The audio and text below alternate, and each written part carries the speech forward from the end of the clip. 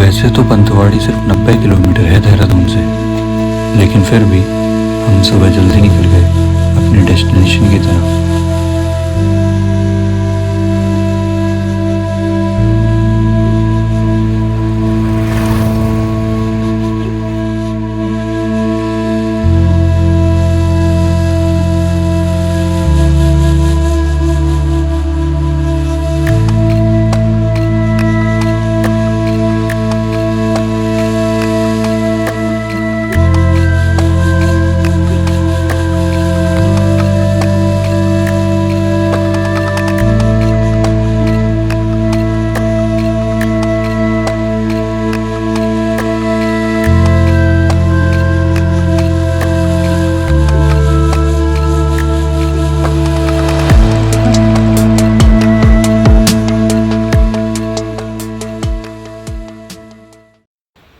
अब लोगों ने समझा के भेजा था कि पंतवाड़ी से गाइड कर लेना, क्योंकि नाग टिब्बा से देवल सारे ट्रैक भी जाता है और जंगल के रास्ते में भटकना आसान होता है। लेकिन गोट विलेज 9 किलोमीटर लिखा देखकर हमने कच्चे रास्ते में गाड़ी घुमा दी।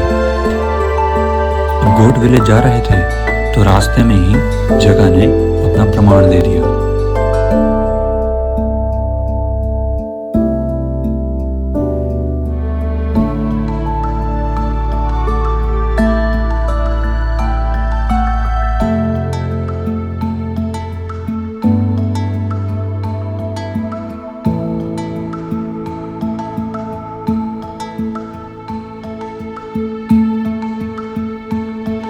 और रास्ते में ही एक दुकान से टेंट और गाइड का जुगाड़ किया, जो कि हमें गोट विलेज से ही मिलने वाले थे।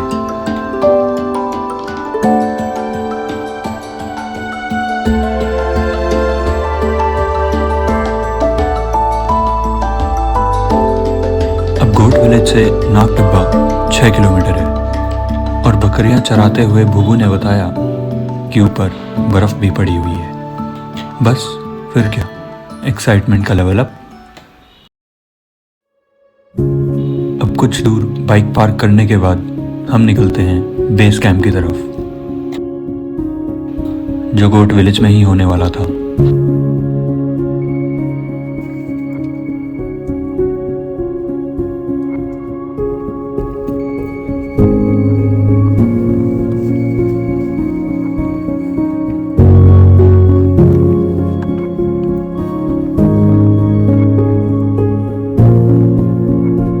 बेस कैंप पहुंचते ही मैगी खाते खाते सनसेट हो जाता है और जो नज़ारा हमें मिला उसे शब्दों में बयां करना थोड़ा मुश्किल है।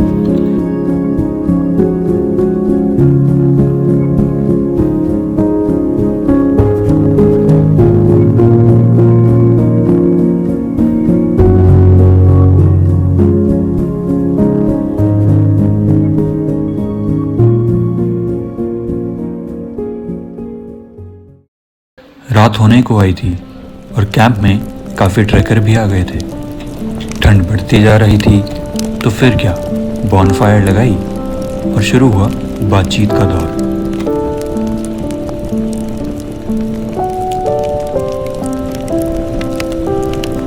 अब बिना कहानी के ये सफ़र और बॉनफायर दोनों अधूरे थे। सवाल ये था कि नाग टिब्बा क्या है और ये नाग देवता कौन है। नाग टिब्बा यानी सर्पेंट स्पीक। ये नाग देवता वही शेषनाग हैं जिनमें विष्णु जी और लक्ष्मी जी स्थित हैं इन द कॉस्मिक ओशन, जिसे हम क्षीर सागर भी कहते हैं। इन्होंने ही त्रेता में लक्ष्मण और द्वापर में बलराम का अवतार लिया था और कहते हैं इस सृष्टि के विनाश के बाद भी जो शेष रह जाए वही शेषनाग है। अब तक रात काफ़ी हो गई थी, लेकिन नाग टिब्बा की कहानी अभी तक कानों में गूंज रही थी। अब इस मिथिकल प्लेस की एक्साइटमेंट और बढ़ गई थी। अब इंतजार था अगली सुबह का।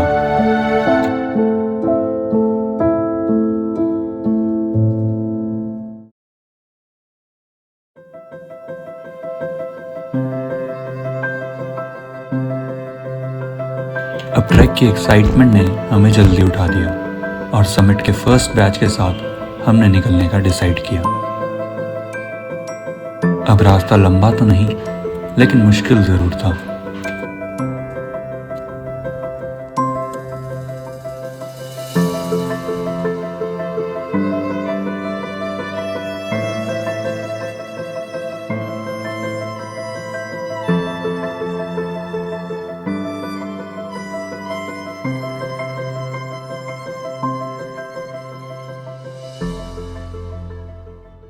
और फाइनली 4 घंटे ट्रैकिंग के बाद हम पहुंचे समिट।